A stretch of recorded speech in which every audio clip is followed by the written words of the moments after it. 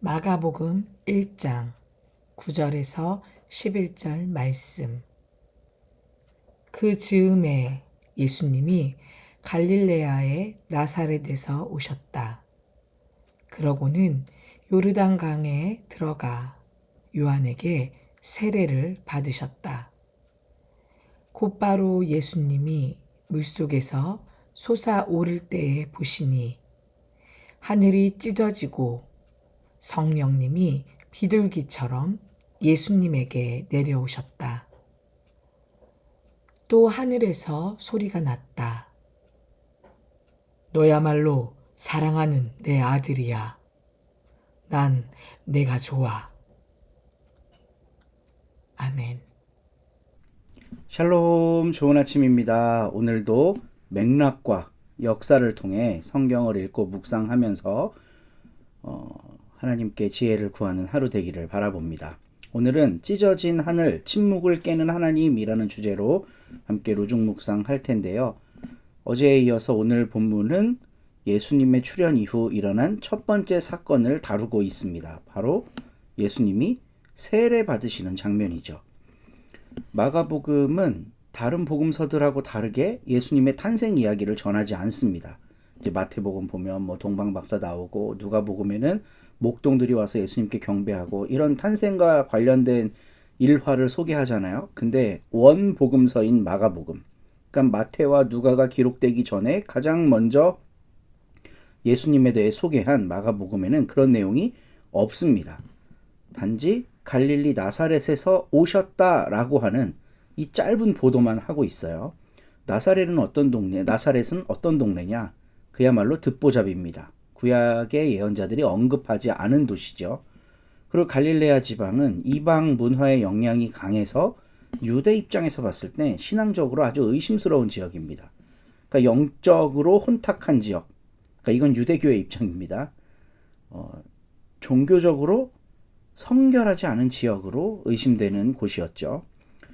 그러니까 이 짧은 보도를 통해 어제의 로중 묵상과 이어서 우리가 생각을 해보면 메시아는 다윗의 혈통으로 화려한 종교 수도 혹은 다윗의 출생지인 베들레헴 이런 곳에서 나타나지 않고 아무도 주목하지 않는 종교적 변두리인 갈릴리 마을에서 오셨다는 걸 마가가 이야기하고 있어요.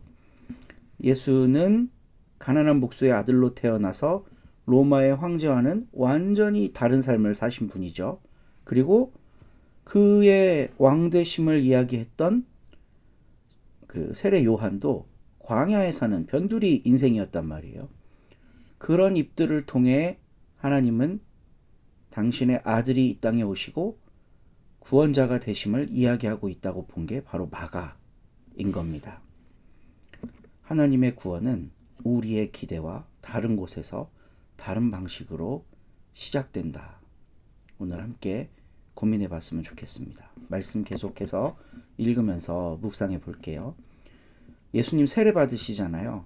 요한의 세례는 회개의 세례입니다. 죄사함의 세례. 그러니까 원래 죄사함이라고 하는 건 유대 성전이 담당하던 기능이에요. 제사를 통해 깨끗한, 그러니까 하나님께 용서를 구하는 이런 종교 의례를 했었는데, 세례 요한은 그 종교 의례가 많은 백성들을 더 죄로 몰고 가고 있다고 본 거죠. 그래서 종교 혁명을 일으킨 겁니다. 쉬운 죄사함. 어쨌든 요한의 세례의 핵심은 회개예요. 죄를 용서하는 것. 그렇다면 예수도 회개해야 할 죄인이었나? 예수님이 지금 요한에게 세례 받으러 나오셨잖아요. 마태복음에 보면요, 나는 이 세례를 베풀 수 없습니다 라고 요한이 이야기하는 장면이 삽입돼요. 마가복음엔 없지만 이런 이야기들을 통해 우리가 생각해 볼 수 있는 건 초대교회에서 예수의 세례는 논쟁이 많은 이야기였습니다. 뭐야, 그럼 예수도 죄인인 인간이었다는 거야? 이런 사람들의 질문이 생기니까 세례를 받은 게 맞았냐 안 맞았냐 이런 내용들로 논쟁이 있었던 거죠. 근데 결국 성경에는 예수님이 다 세례 받으신 걸로 기록을 하고 있어요. 그래서 그 의미를 한번 생각해 봐야 됩니다. 여기에 예수 사역의 핵심이 있는 거죠. 예수는 죄인과 자신을 구분하지 않으셨습니다. 너희 죄인들을 구원하기 위해 온 나는 순결한 깨끗한 하나님의 아들이야 라는 걸 보여준 게 아니에요. 그 죄인들과 같은 세례를 받으신 거예요. 자신과 죄인을 동일시하신 거죠. 이건 성육신 사건을 더 깊이 있게 이해해 주게 합니다. 하나님이 인간의 몸을 입고 그냥 딱 자신의 모든 정체성을 간직한 채로 그냥 아바타처럼 샥 내려온 게 아니라 진짜 인간이 됐다라고 하는 게 성육신 신앙이잖아요. 이게 세례를 통해 연장되고 확장됩니다. 진짜 그렇다는 거죠. 예수는 인간이다. 우리와 같은. 그럼 역으로 생각해보면 어떻게 될까? 우리도 예수와 같이 될 수 있다. 이런 희망을 불러일으킬 수 있습니다. 세례 받으신 예수님 사건을 통해서. 그리고 마가복음에 참 독특한 게요. 예수님이 세례를 딱 받으시니까 하늘이 찢어졌다라고 얘기를 해요. 스키조라고 하는 단어를 쓰는데 다른 복음서에서는 이 단어가 아니라 열리다라는 표현을 씁니다.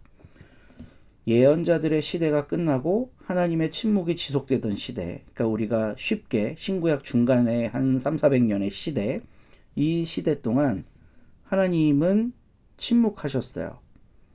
그러니까 예언자들이 더 이상 예언하지 않은 시대가 된 거죠. 그런데 그 시대의 마침표를 찍고 예수님께서 오심으로 하늘이 찢어졌다는 겁니다. 그리고 하나님의 음성이 들렸다는 거예요. 예수님이 나타나실 때 하늘이 찢어지고 돌아가실 때 휘장이 찢어지죠. 그러니까 하나님과 인간 사이의 장벽이 제거되는 순간이 예수님의 첫 출현과 사역의 마지막 때에 동시적으로 똑같이 일어납니다. 하나님은 왜 우리에게 말씀하지 않으시는 걸까? 근데 예수님을 통해 말씀하고 계신 거죠. 하늘이 찢어졌으니까. 그 이후에 성령이 비둘기처럼 내려오십니다. 구약시대에는 성령이 예언자들에게 임했어요. 그래서 그들의 입을 통해 백성들을 교화시켰죠. 에스라 이후에 성령의 임재가 중단된 것처럼 보이는 긴 침묵의 시대가 도래합니다. 그런데 예수 출현 이후에 성령이 다시 임재하십니다. 이것도 재밌는 게요. 예수님이 한창 기적 사역을 막 베푸실 때 성령이 임재하시는 게 아니라 아직 아무것도 하지 않은 상태일 때 성령이 임재하셨다는 거예요. 그러니까 존재 자체를 긍정하신 거죠. 저 예수가 나의 마음을 잘 알아서 이런 행동을 했기 때문에 내 아들이고 내가 성령을 부어줄게. 이게 아니라 그 존재 자체를 하나님께서 긍정하시는 사건이 바로 성령이 비둘기처럼 내려온 이야기라는 거예요. 우리에게 적용해봐도 마찬가지입니다. 우리가 뭐를 해서 성령 받는 거 아닙니다. 어떤 교회 가면 막 죽도록 기도하면 성령 받는다 그러잖아요. 그거 성경적이지 않아요. 이미 우리의 존재를 긍정하신 하나님과의 관계성이 형성되면 성령 받은 겁니다. 우리도 마찬가지라는 거예요. 예수님처럼 뭘 해서 받는 거 아닙니다. 그래서 오늘 이렇게 함께 묵상합니다. 예수님의 세례 사건은 우리에게 무엇을 말하는가? 예수님이 바로 나와 같이 되신 사건, 곧 성육신의 의미가 확장되는 일입니다. 세례 사건은. 예수께서 우리와 같아지셨다는 것은 우리도 예수님 같이 될 수 있다는 의미죠. 하늘의 찢어짐은 이제 예수와 같아진 우리가 하나님께로 나아갈 통로가 열렸음을 뜻합니다. 우리와 하나님 사이를 가로막던 장벽은 제거됐습니다. 성령은 이제 예수 그리스도를 믿는 모든 이들에게 임하십니다. 오늘 말씀을 묵상하시면서 예수님의 세례 사건을 통해 내가 누구인지, 나는 하나님과 어떤 관계인지를 성찰하는 시간이 되시기를 바라봅니다. 오늘도 좋은 하루 되시고요. 이후에 기도 시간 이어가시면서 하나님과 대화하는 우리 서로님들 되시기를 축복합니다. 좋은 하루 되세요.